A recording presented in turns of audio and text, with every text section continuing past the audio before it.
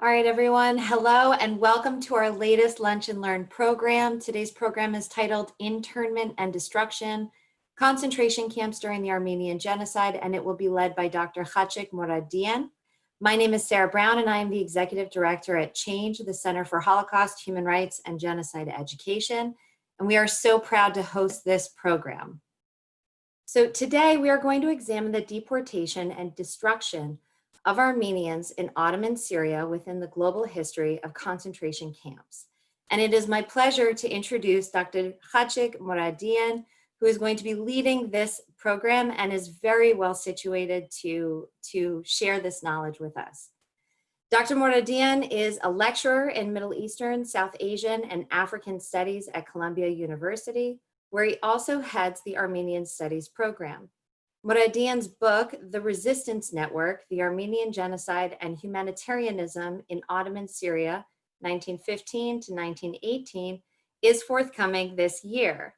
Mouradian is also the co-editor of a forthcoming book on the late Ottoman history and is the editor of the peer-reviewed journal, The Armenian Review. He has published extensively on genocide, mass violence, unarmed resistance, and approaches to teaching history. And he has taught a broad spectrum of topics and courses around the country and beyond. Among many other awards that he has received, in 2020, Dr. Mouradian was awarded a Humanities, War and Peace Initiative grant from Columbia University. So please join me in welcoming Dr. Mouradian. I'm going to mute myself now and hand the floor over to our lecturer. Thank you, Sarah, for the introduction and for all your efforts leading up to this morning. Thank you, Nicole. Thank you, Ali. Everyone at Chhange. I have fond memories of my experiences at Chhange, working with the wonderful team there on the Armenian Genocide exhibit, and it's a pleasure and honor for me to join you here this morning or afternoon, depending on where you are.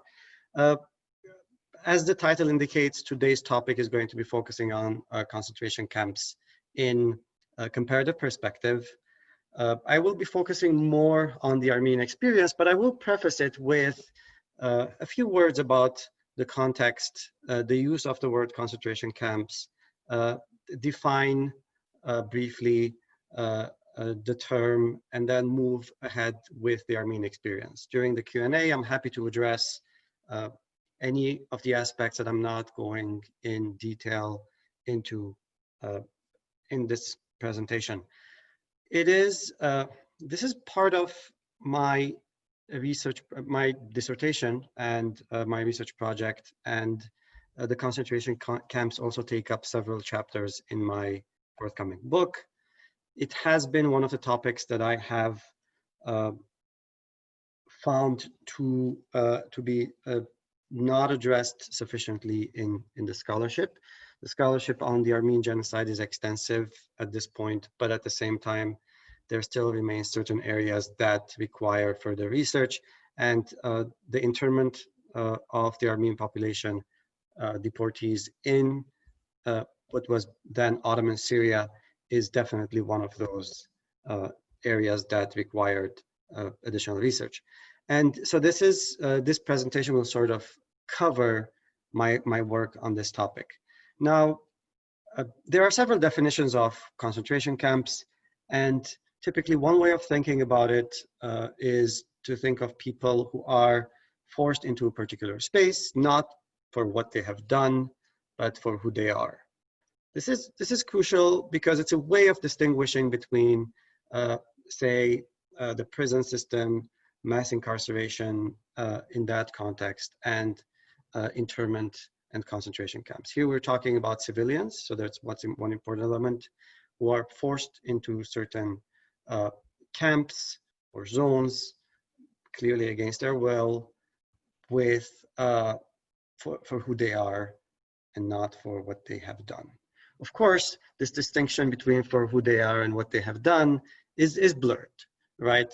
We see in the discussion that we're having today in this country about the mass incarceration, that, you know, it's not always the case that who they are and what they have done is very clear, cut and separated. Oftentimes we think, you know, we're incarcerating people for what they have done, but the who they are is typically in the looms large in the background and in the foreground.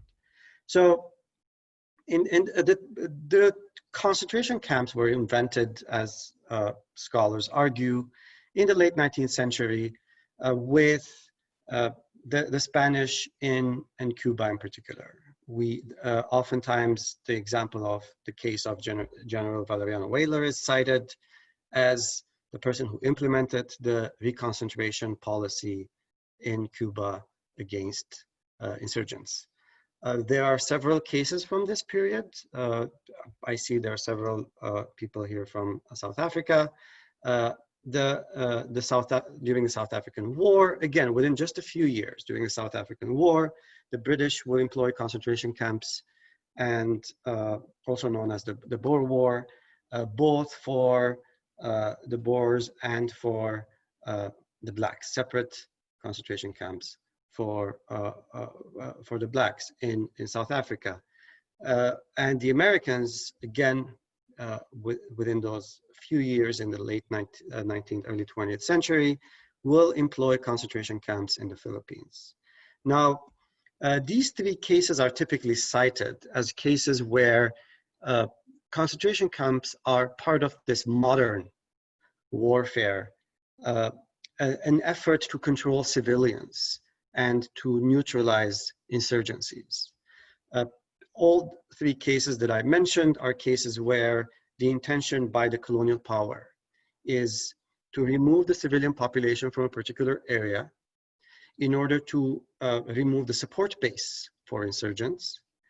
And then typically it's also followed by a scorched earth policy, essentially burning everything, confiscating crops, cattle, and finally and ultimately trying to destroy the insurgency by oftentimes attacking anyone on site, simply because, again, the understanding is that we have ordered all the civilian population to be removed from these areas, and therefore anyone is fair game.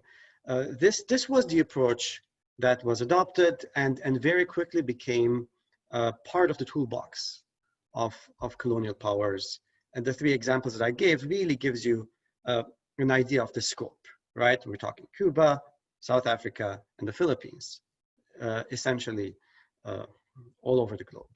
And three different imperial powers: Spanish, the United States, and the British.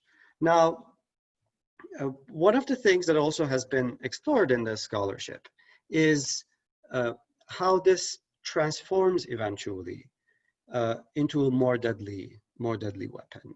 When we think about concentration camps today, what comes to our minds is World War II, the Holocaust, the death camps.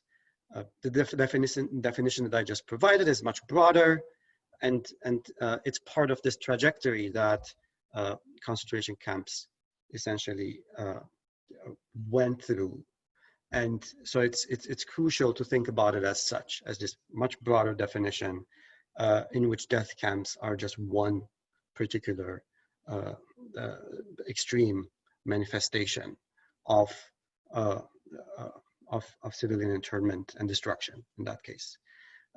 And so this is, I argue in this article and in this chapter, and an article that I've written, which will be shared with you, that the Armenian experience, the internment and destruction of the Armenian population in concentration camps in the Ottoman Empire is on this continuum as a more deadly strain of concentration camps was being developed. After the three cases that I mentioned, the destruction of the Herero and Nama in German Southwest Africa, what is today Namibia, is the first case where we see the use of concentration camps, the employment of concentration camps in the genocidal process. So the destruction of the Herero and the Nama is considered to be the first genocide of the 20th century. And in that case, after the massacres and after the subjugation of the Herero and the Nama in German Southwest Africa, the German military creates concentration camps where the surviving Herero and Nama were placed, and and they had to engage in forced labor, and many of them died in internment in these concentration camps in this period. Again, we're now talking about 1904, 1906. And then what happens is that during World War I, suddenly internment concentration camps become an integral part of the war effort. Some scholars have referred to it as a mass global phenomenon. Essentially, this is not a situation where we have civilians being forced into concentration camps to be worked or to be killed or suppressed, but essentially there's this notion that civilians who are referred to as enemy aliens are placed in an area where they will no longer be a threat from the perception of the authorities. So this is what's happening during World War I as the Armenian genocide is occurring. And so what happens here in 1915, 1916, particularly in Syria, within the context of World War I, is pretty unique in a sense that you have the employment of concentration camp for the separation and destruction of a population, as opposed to for security reasons, as I mentioned, in the context of World War I. I'd like to start the Armenian example after this very quick overview. And again, I'm happy to focus on any aspect of this in the discussion session. And I'd like to start the Armenian section by saying a few words about the Armenian genocide in general. The Armenian genocide occurred in I'll try to alternate between my face and the slides. So the Armenian genocide is considered generally the beginning around April 24, 1915, with the arrest of Armenian intellectuals in the Ottoman Empire, as well as a series of orders to deport the Armenian population. These orders of deporting the Armenian population, the indigenous population of the region, alongside others, culminates ultimately in the uprooting and dispossession of, depending on what census numbers we're looking at, anywhere between up to 2 million Armenians. And the deportation of this population in general in the direction of what is today Syria. Back then, it was part of the Ottoman Empire, and particularly in a triangle formed between the cities and towns of Aleppo, Rasulain, and Deir Zor. So this area essentially becomes the region where the overwhelming majority of the surviving Armenians who survived the massacres and the deprivations and the exposure during the process of genocide and deportations, and who arrive in Syria, most of them arrive in this particular region. I will show some images to and a map to illustrate this. So let's look at this map. That sort of gives you an idea. Aleppo is on the left-hand side. You see nearby Bab and Mumbuj, two areas near Aleppo where there were concentration camps or transit camps. And then alongside the lower bend of the Euphrates, you will see a series of concentration camps and all the way to Deir Zor and beyond. This is a map. This is Google Earth. This is a map that is the modern, map of the region. But at the same time, so it's worth noting that there are certain changes in the course of the river, the building of a dam in subsequent decades. So therefore, some of what you see here was not exactly how it was more than 100 years ago. But this gives you an idea about the general features of the terrain. This is largely, particularly towards the east, it's largely a desert area. However, you do have smaller urban environments, cities like Raqqa, which rose to prominence and by becoming the capital of ISIS, is along this route along the Euphrates in this region, and there was a concentration camp outside of Raqqa as well, and the city of Deir Zor, which is still to this day a flashpoint of clashes in Syria between different forces. Again, in the case of the Armenian genocide, is considered to be the ground zero in many ways. The largest number of Armenians who were massacred during the Armenian genocide in one particular location were killed here. So this is the geographic location that we are discussing. That's going to be the focus of our attention. Now, so as the Armenian population is being deported from all over the Ottoman Empire in different waves, we have several waves of this happening. The general direction is Ottoman Syria, and deportees start trickling in, beginning in May 1915.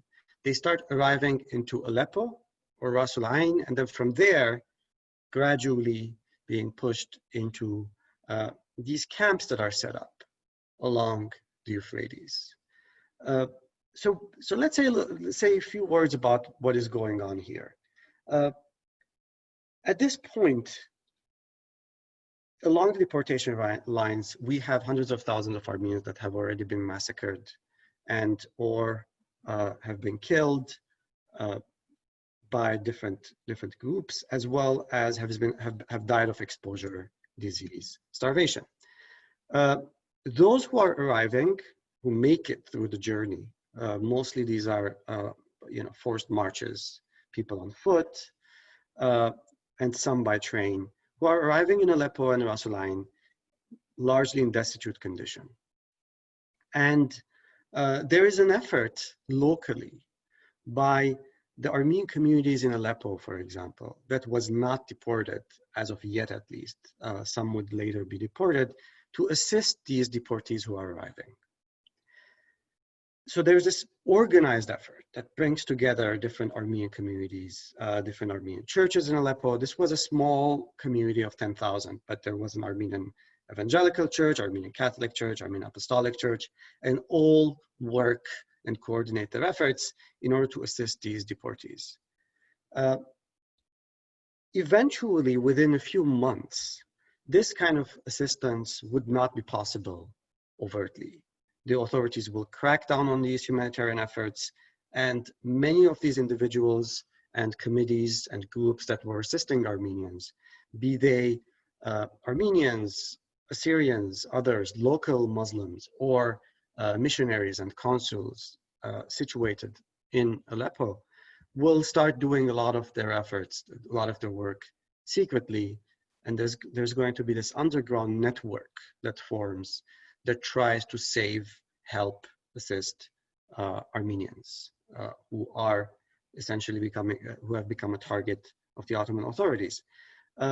This is the focus of my work, and particularly the work, the work of this network of individuals and groups, and I refer to them as the resistance network. And one of the important elements here to see as these deportees are arriving in Syria is that, and this is true for all cases of genocide and mass violence, right? We typically think of destruction as genocide as, the perpetrator is committing horrendous acts and crimes, and the victims are passively on the receiving end of this.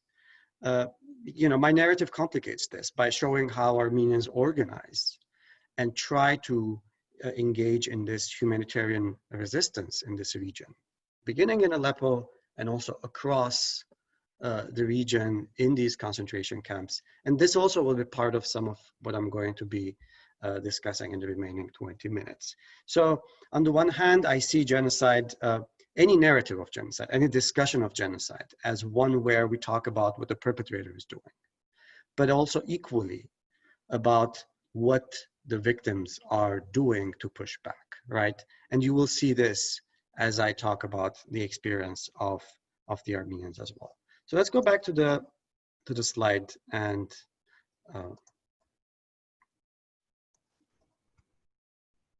look at a few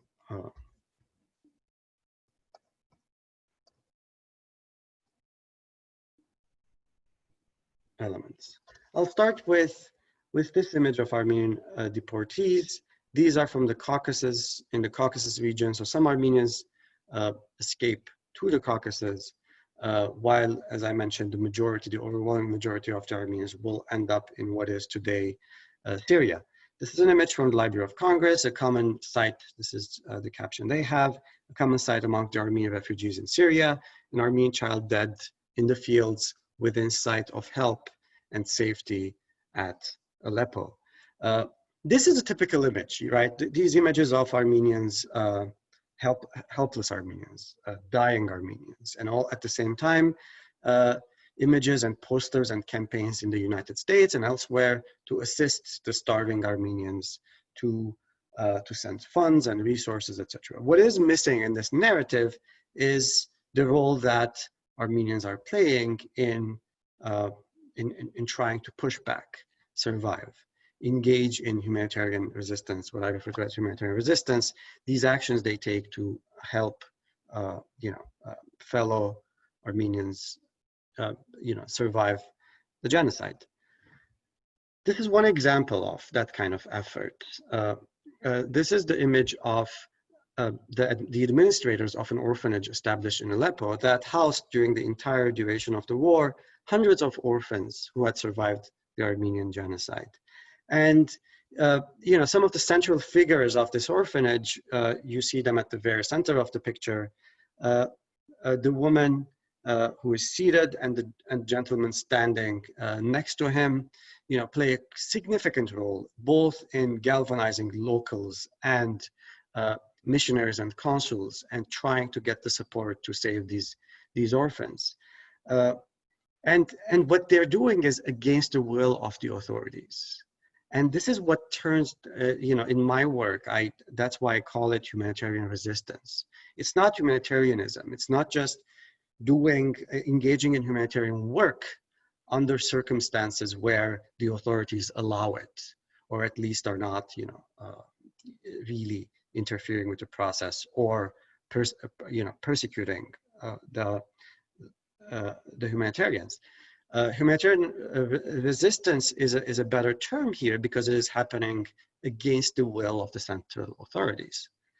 And the term resistance here is important too, because I use broader definition of resistance, and actions such as any action that is done against the will of the authorities in order to save victims of genocide is resistance for me. And that also broadens our understanding of who are the resistors, right? Resistors are not just people who are, picking up weapons and fighting. You don't have to engage in, you don't need to have a weapon and shoot and kill in order to be a resistor. And this also means that there's also a way for us to think about resistance that's not largely limited to men or some women who took up arms. And this image really gives a good example of that, right? Some of the leading figures of this effort of trying to save Armenians were in fact women. I'll come back to that a little later. So these are a couple maps of the same region, the Euphrates and the different camps. One is in English that I showed. This is in Armenian, prepared by a survivor of the Armenian genocide, Aramandonian, who was in this area during the period and documented in detail the fate of the Armenians along this region in these concentration camps. So a little bit about the structure of the camps and what purpose they served. The Ottoman authorities knew about the previous cases of civilian internment that I mentioned, right? So it's important to be mindful of the fact that by this point, there are books that have appeared in Turkey about what's happening in South Africa. There's clear knowledge, right? You know, of how camps are used in different parts of the world. So this was not some kind of out of the blue kind of engagement in placing the Armenian population in concentration camps. The other element is part of the Ottoman trajectory of population control and demographic control and demographic engineering. So historically, the Ottoman authorities have resorted to, just like many other empires, to forced population displacement to serve different purposes, you know, diluting the concentration of certain groups in certain areas, etc. And so this is adopting this process, you know, these concentration camps in order to destroy the Armenian population is coming both from the imperial experience that spans the globe, but also from this Ottoman trajectory of population control. And it manifests itself in a very deadly way, beginning in 1915, mid-1915 in Ottoman Syria. So by this point, we have several tens of thousands of Armenians who have arrived by May, June, and then by August, we have a few 100,000 Armenians who have survived the initial massacres and arrived in Syria. And the Ottoman authorities need to do something with this population. Initially, they are placed in these concentration camps most of the time without any support, without any food, and they're left to their own devices. This policy becomes, although initially was loosely organized, eventually becomes more and more organized, particularly when typhus spreads in the region. There's this effort to send the Armenian population out of the cities, the Armenian deportees out of the cities and push them towards these concentration camps in order for them to die there alone. How are these camps structured? Again, it's important to not compare the structure of these camps with what we know about the KL system or what we know about the Nazi camps. It's important to think about these as, for example, first of all, we have no evidence of there being more than one camp surrounded by barbed wire, right? In the case of the Armenian genocide. In many of these camps, there was a natural barrier, which was the desert. And also there was, the topography, the geographic location of these camps were such that it was easy to control by just having some guards and gendarmes surrounding the camp. That's on the outside. Typically, these camps were along the Euphrates, but not too close to the river. The deportees did not really have access to the river themselves. That's one. They're also typically in the proximity of a small town or village. And this was necessary for the Ottoman authorities to have some kind of administrative control, right? They needed, a post for communication. This is like the telegram was an important mode of communication here. They needed a post for, resources to be transferred, etc. And therefore proximity to a town was crucial.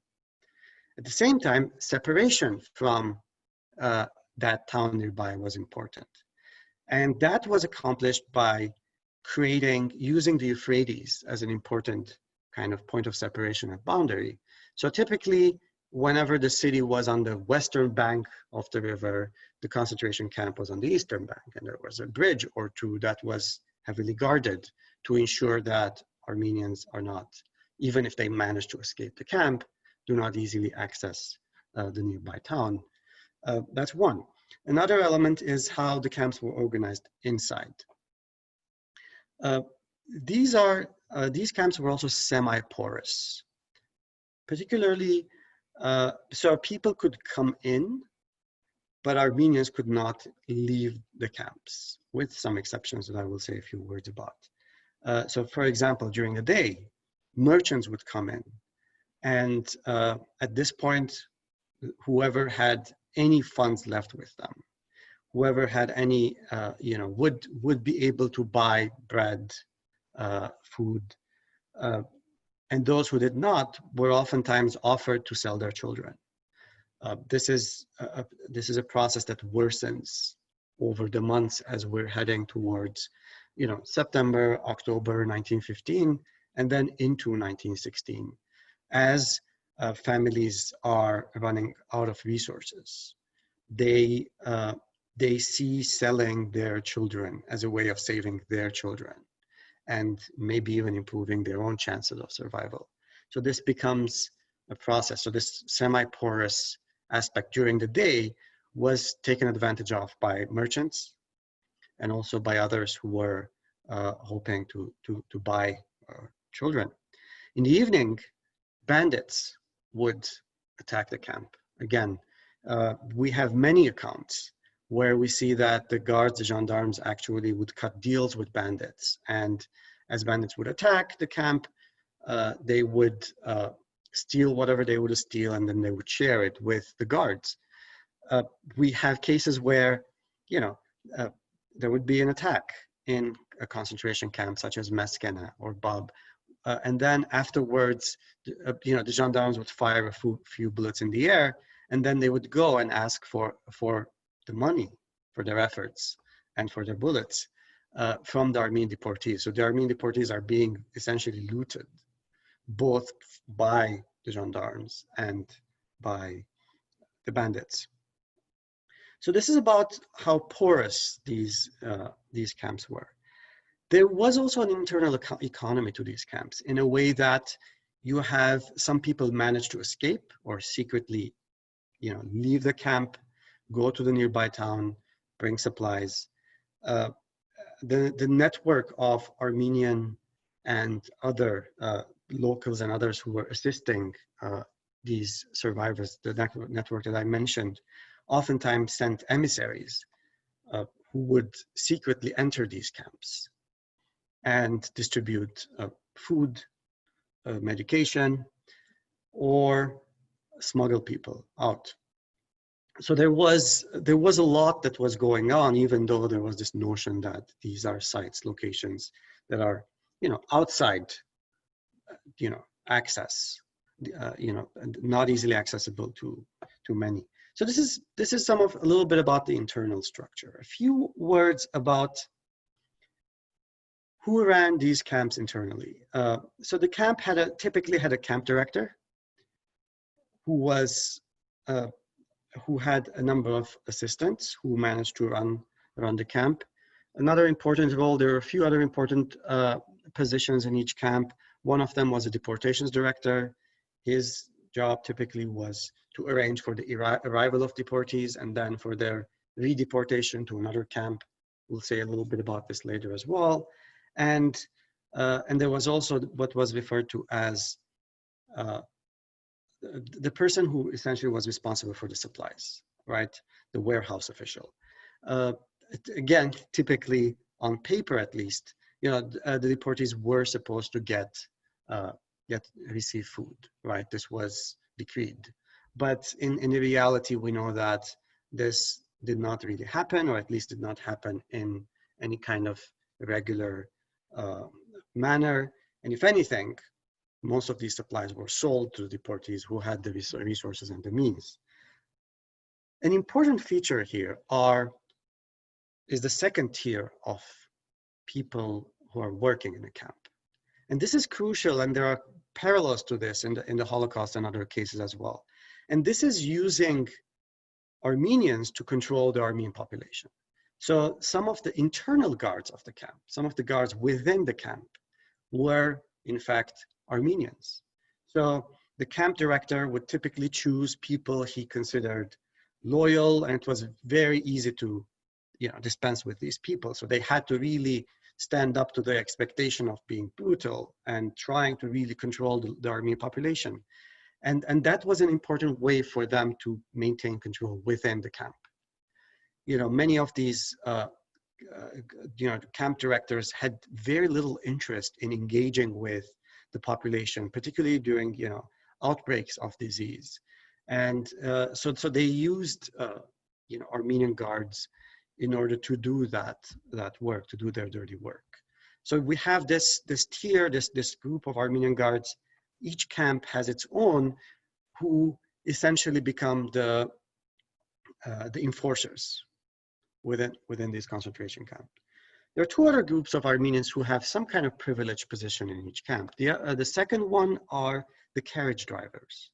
These are people who, for a fee, offer to drive the deportees from one camp to the other as they are being redeported, right? So they have some kind of better access and more resources and the ability to acquire food, etc.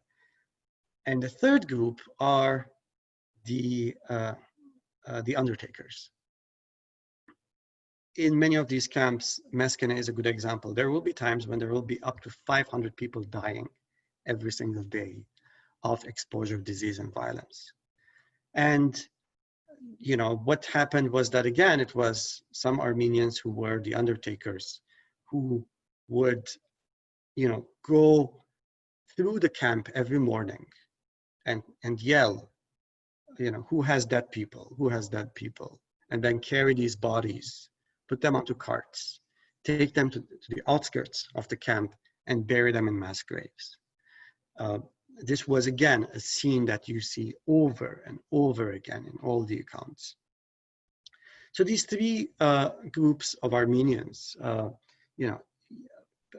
few dozen in each camp, had some kind of privilege, but this was not the privilege that was really maintained for a long time. As each of these camps was shut down, or as the entire population of these camps was moved to the next one and the next one, most of these people lost their privilege. And not only that, but those who were committing these acts of violence or collaborating with the authorities actually eventually become the target of retribution by the Armenians who had become their victims in other camps where they had lost their power. So in this context, let me share a few quotes with you as I try to wrap up and say a few words about what happens by the summer of 1916.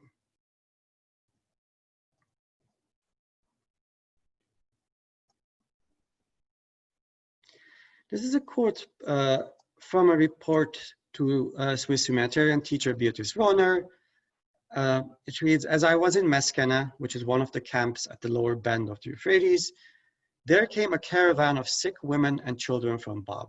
Bab is a camp closer to Aleppo. Meskene and Bab are two of the largest camps. The population in these camps, there were times went up to 80,000 and more. They are in indescribable condition. They were thrown down from the wagons like dogs. They cried for water. They were each given a piece of dry bread and were left there. No one gave them any water, though they remained a whole day under the sun."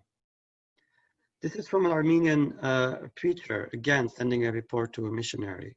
"There are many hundreds of poor, deserted children, women, and men here, weakened by hunger and sick.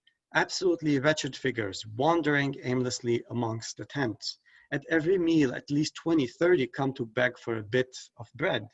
Many families have not eaten for days and do not have the courage to go begging." And this is from a German employee of the American Vacuum Oil Company who travels through this entire region and sends and writes reports that are cited in both German documents and US diplomatic documents. So it's a tremendous account, very wrenching account of the situation. And he says the administration, which took on itself to lead them, the Armenians, through the desert, does not care about feeding them. It even seems that it may be a principle of the government to let them die of hunger. A massacre would have been more humane. These are some documents, and this speaks to the importance of collecting records. And now that we're talking, I'm giving this talk that's organized by Chhange, it's important to reiterate this, right? There was an effort as the Armenian genocide was going on for some intellectuals, writers, and activists to collect as much information as possible, as many accounts as possible. And this was also a form of resisting denial that was going on as the genocide was taking place, a form of resisting and preparing for this having faith in a period where there's going to be consequences, there's going to be justice, there's going to be trials, right? And many of these bits and pieces are today housed in institutions like Chhange. You know, some of the images you're seeing here is from the AGB Nubar Library in Paris, where Aram Andonyan, an important chronicler of the Armenian genocide and survivor, ended up and, you know, established this wonderful archive.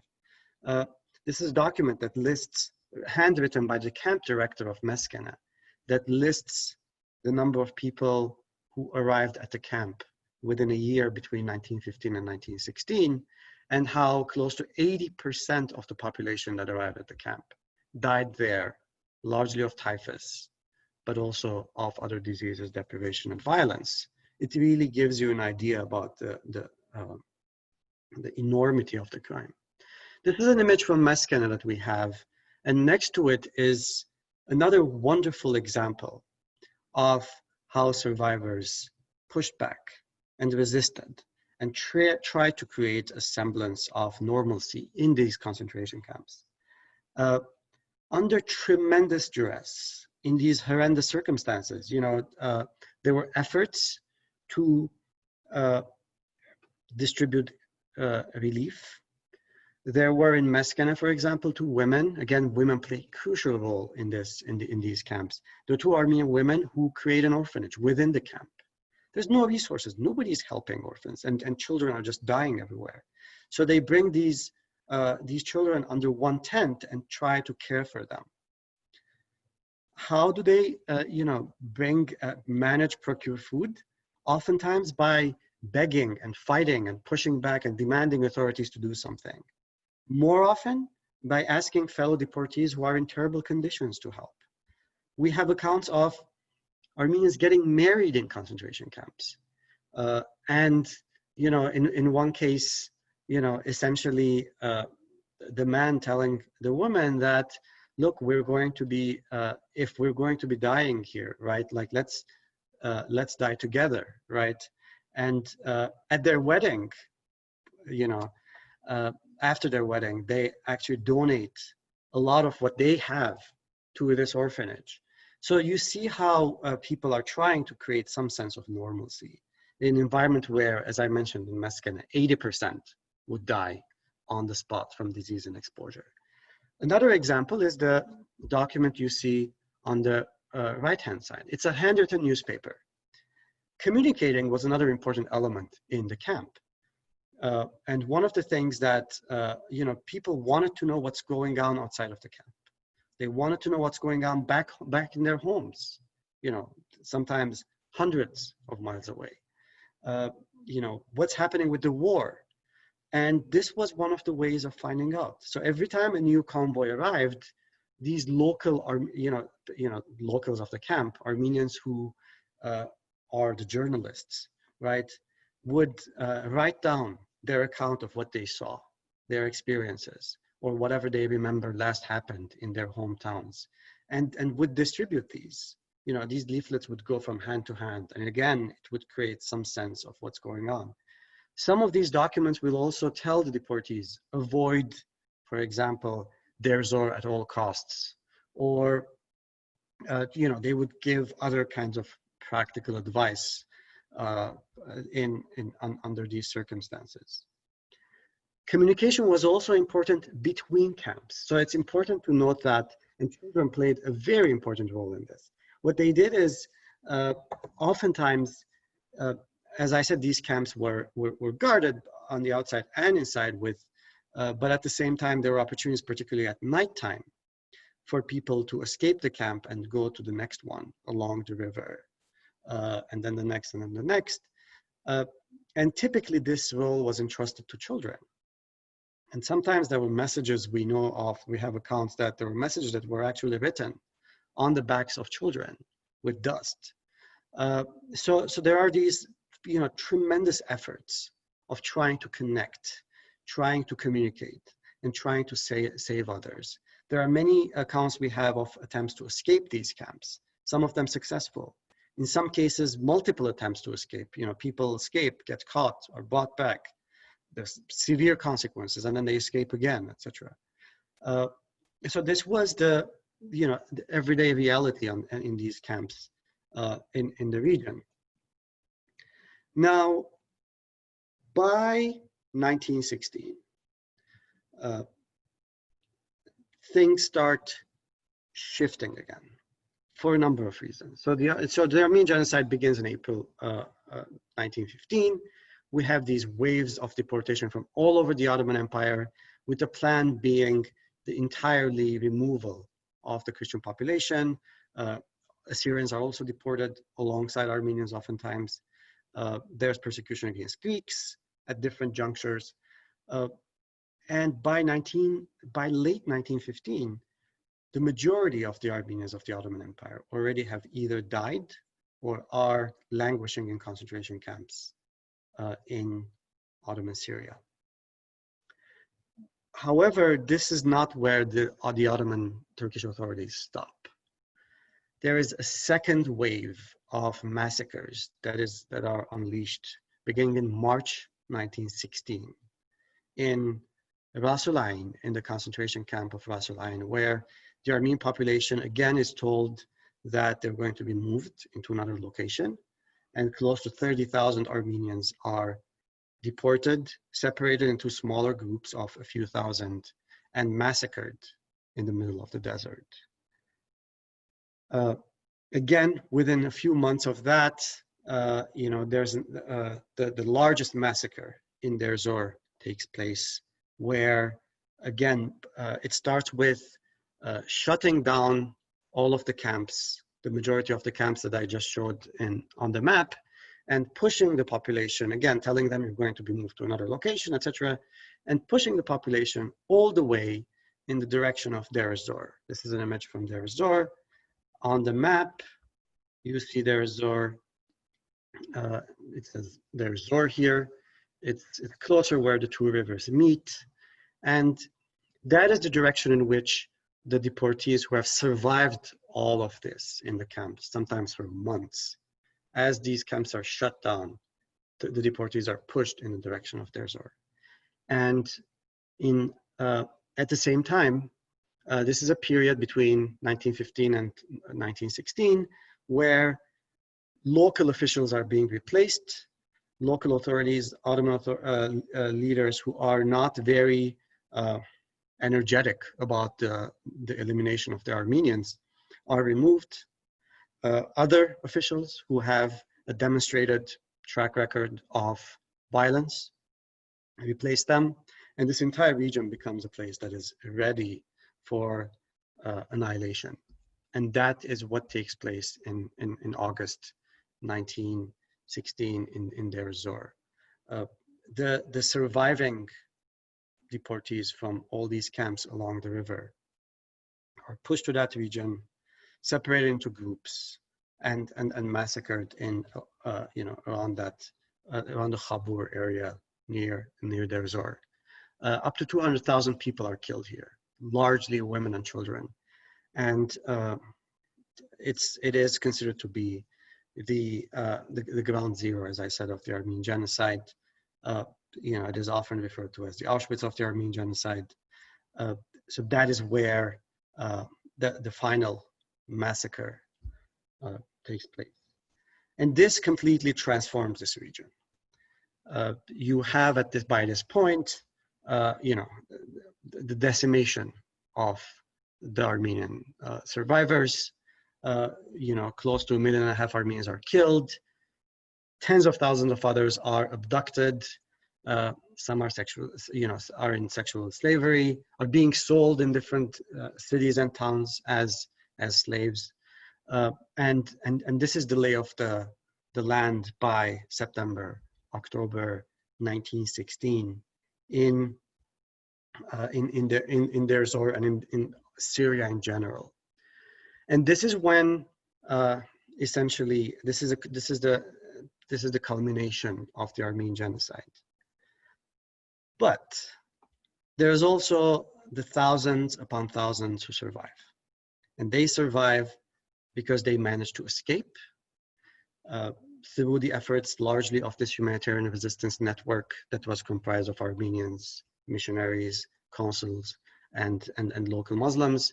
Through the efforts of this network, thousands and thousands of Armenians either escape, many either hide in different cities and manage to survive. So there is this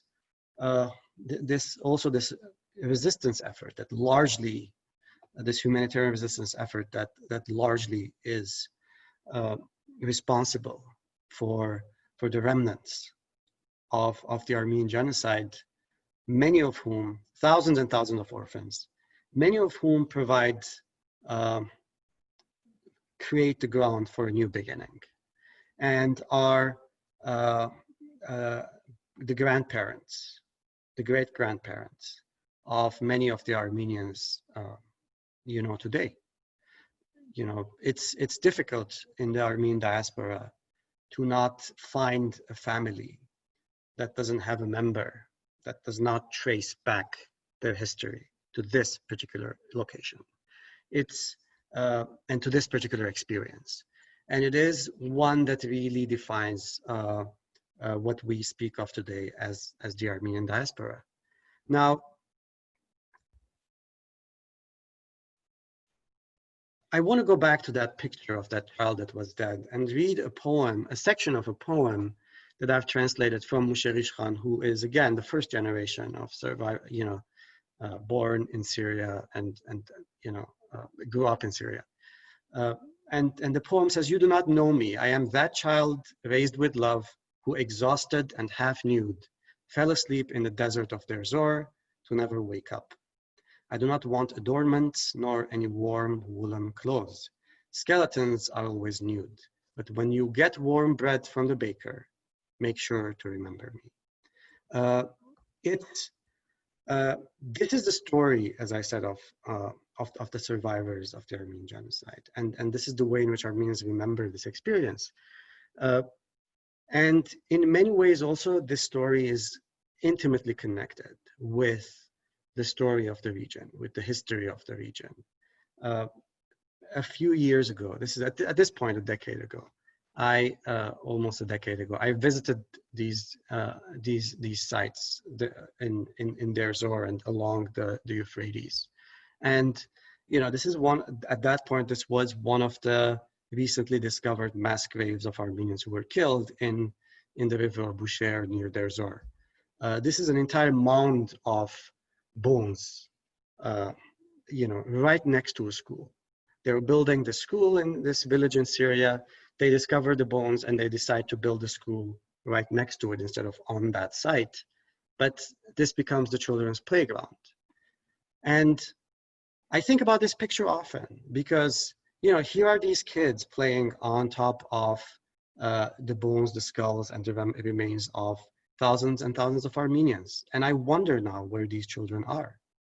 Deir Zor and that entire region over the past several years has been a site of horrors, massacres, mass graves, dispossession, refugees. The direction of refugees during the Armenian genocide was from what is today Turkey to what is today Syria. In the past years, the direction has been in the opposite sense, from Turkey, from Syria towards Turkey. And therefore, a lot of this experience that very much defines the past and the present of Armenians is also part of this generation. These kids, when you ask them, what is here? What are these bones? They would say, Armenians. So in many ways, as I wrap up, I want us to think about these experiences not as separate incidents and horrors and crimes that are absolutely important for us to know about and understand, but also as this continuity. And these connections are absolutely important. And of course, the concentration camps running through this thread. In many ways, as I was doing my research, I was going through these archives, and I found, the names of my own family members who are part of this ordeal more than 100 years ago. And again, they have been also affected in, as part of the violence in recent years in the Middle East. So I wanna conclude with just a thought on the importance of these experiences, not just for the victim group, but also beyond, and also on the importance in terms of us thinking about what is going on in our own backyard, right? When the term concentration camp was used, when we're talking about the detention centers at the border, there was a controversy that erupted here in this country. And it's important for us to realize that, when we talk about events, horrors, genocide, mass violence, human rights violations, they're talking, that occur in faraway places, in the past. It's important for us to be also mindful of the things that are happening in and around us in the here and now, and for which we too, as bystanders, have a responsibility. Thank you.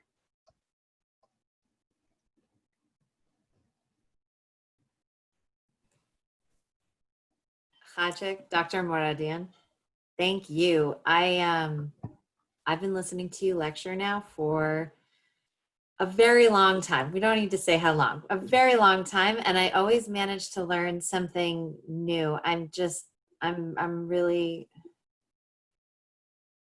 blown away by this presentation and the similarities that that were so stark and kept coming to me in terms of scholarship about concentration camps and the ghettos during the Holocaust. We're going to open up, we have a few moments to do a few questions. I know for some of you, you have to go. Thank you for being here. We appreciate your participation. But if there's anyone who has a question for Dr. Mouradian, please add it to the chat box, and I will share it out. And I'm going to exercise my executive privilege and ask you my first question, which I was so interested in this idea of tiers of leadership within these camps. And the idea that at the very top tier, you have Turkish oppressors and perpetrators. And then you have this second tier that's so key, that are Armenians who are exercising very limited agency, so to speak, in a very constricted environment.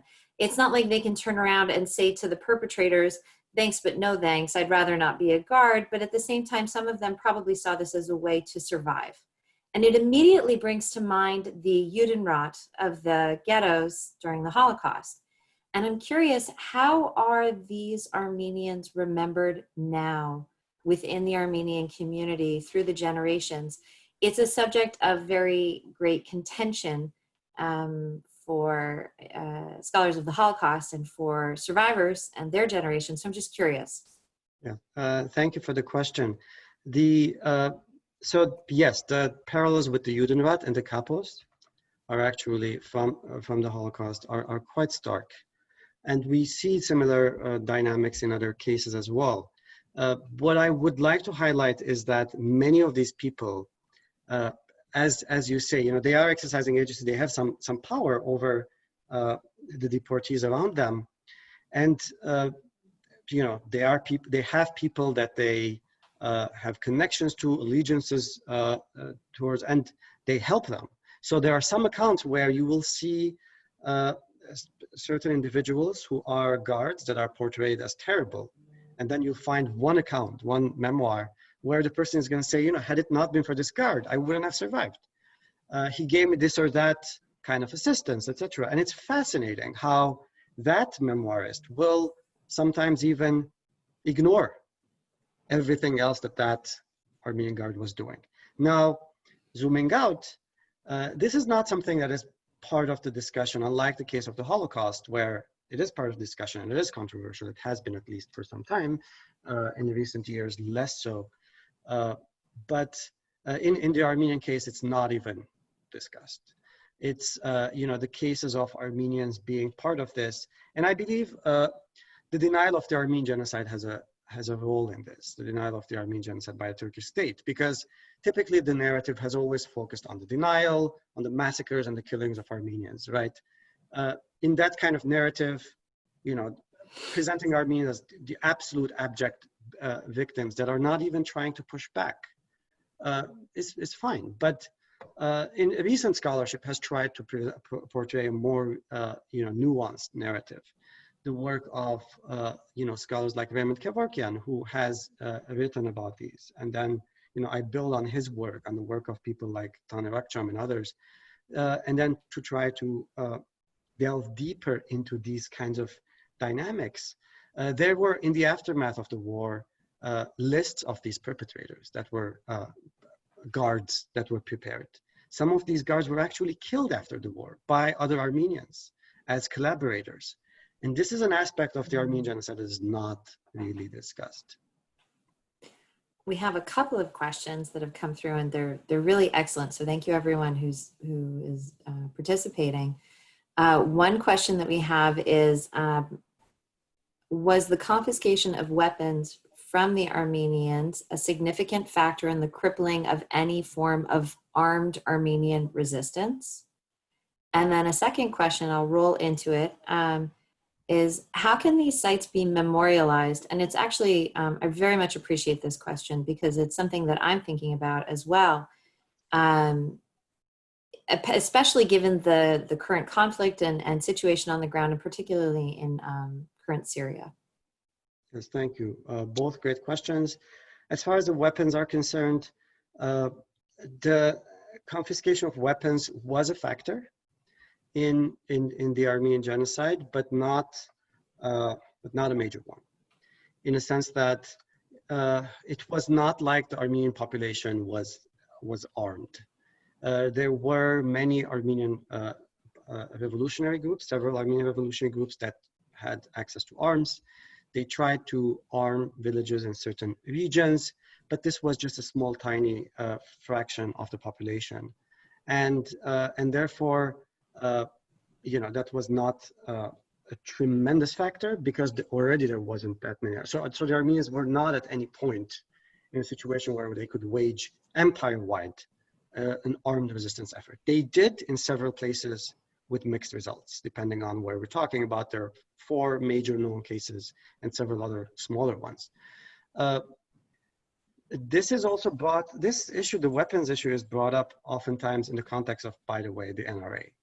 Some of the discourse in the NRA and elsewhere is that, well, the Armenian genocide happened because they took away the weapons from the Armenians. And it is a distortion of, it's a fascinating argument that is presented, and it's a distortion of the reality. As I said, most Armenians didn't have guns.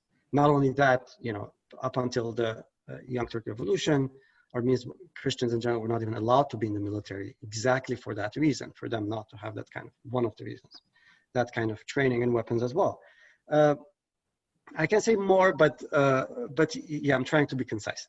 Memorialization is an important issue here.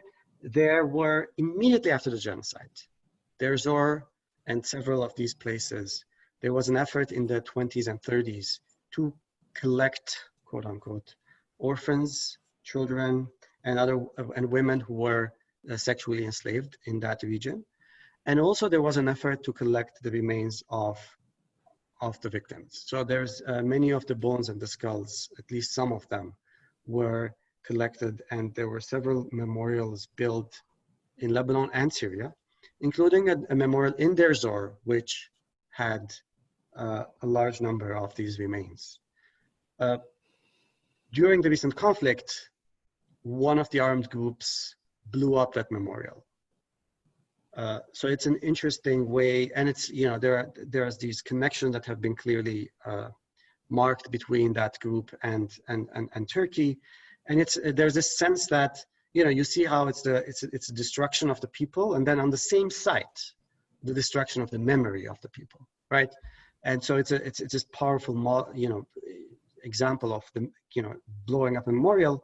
Fortunately, right before that, a little before that, when the Armenian population in that area had left in the beginning of the conflict, they had taken most of these bones and artifacts. There were other artifacts there. There were artifacts there as well. And so they are now, they were safe when that explosion happened. But it's a beautiful memorial and church that was blown up. So there's that complicated element. Of course, these are buildings and structures. Thousands upon thousands of people are suffering in that region today and have died in that region in the recent conflict. So that's important to keep in mind as well. I grew up in Lebanon, where very close to our house, there was a memorial in the Armenian Catholicosate.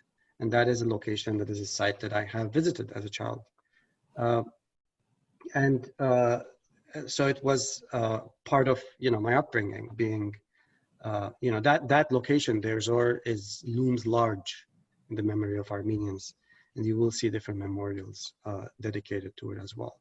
But the greatest memorial of all is that entire region, particularly along the Euphrates that I mentioned. There's no markers, no signs. There was a time when Syria and Turkey actually had great relations. And, and therefore none of, these issues were not really at the forefront. But you have, along the Euphrates, you will find, dozens of sites where all you need to do is scratch the ground, and you'll have bones coming out. And these are stories about this for decades now. And to this day, there's more that emerge. It feels like it's a horrific example of a continuance of violence against the Armenian people that now spans past a century. I'm very mindful of our time, and so I'm going to just do two last questions, and they're very different, but I'm going to group them again together. The first one is from a local survivor who, a second generation survivor, who talks about his mother's stories. And he says, "My mother would tell me that when they arrived in Aleppo from the march from Marash, they felt safe because the Arab population protected them. You mentioned that Armenians in Aleppo were sent to the camps. Was this just a mother's story to her son?" And then the second question is about, what did the United States know about these concentration camps? Were they aware? You showed the photograph from the Library of Congress. Who took that photograph? Does that mean that people in the US knew what was taking place? Yes. So great questions. I did not, again, I had very limited time to make my case. The Aleppo, there were thousands of Armenians who ended up staying in Aleppo and managed to stay. And there's, in my book, I have half the book is about Aleppo, actually focuses on it because it's such a critical area. And the way they do that is by a few ways. So they disappeared into the fabric of the city. Major cities afforded that kind of thing. They would rent a place, the police would come, would raid, there would be bribes paid, and ultimately they would move from that location, go to the next one, right?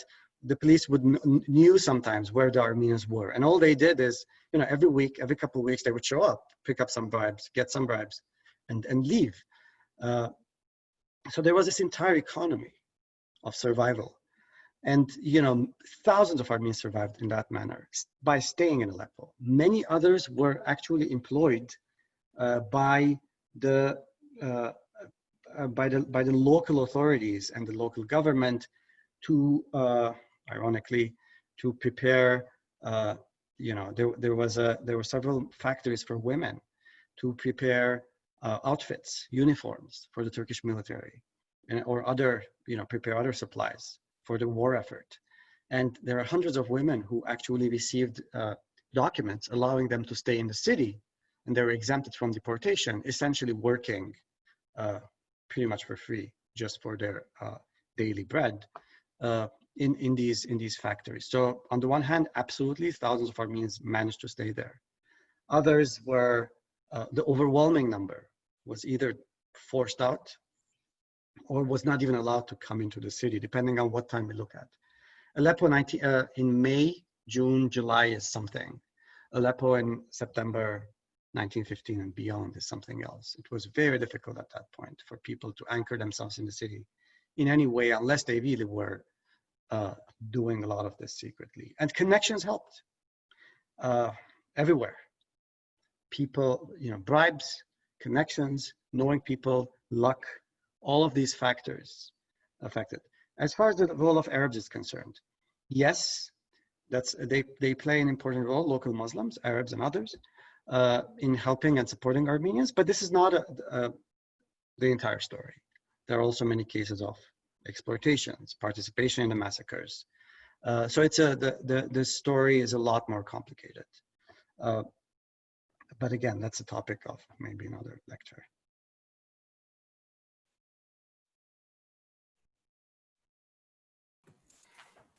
Dr. Mouradian, I want to just thank you. That was such a tremendous and insightful program, and I learned a tremendous amount. And thank you everyone who participated. I hope you also learned an incredible amount. I want to flag for everyone that this is one of many programs that we've been putting on, and we actually have 2 more that are coming up just in the next week. So I want to quickly draw your attention to some upcoming programs. One of them is Commonalities of Hate, Facing Racism, which will take place tomorrow evening at 7 p.m. And that features Dr. Caldwell Epps, who will be leading the program. And that's part 2, by the way, in a 2-part series. And then we also have several more programs coming up in the next few weeks. One of them is a film screening of True Justice with a discussion, a talkback with Dr. Walter Greason. And then we're offering a professional development opportunity for educators, Black experiences in New Jersey, using public history in the classroom. And that will take place on October 8th. And please check our website. Our website has a pretty up-to-date calendar of many of the programs that are taking place this fall. They cover a broad array of topics. And again, we're just so thankful to have you here. Thank you, Dr. Mouradian. Thank you to Ali and Nicole for helping to put this program together. And thank you to all of the participants who came here and participated. We look forward to seeing you soon. Thank you again. Thank you, everyone. Thank you.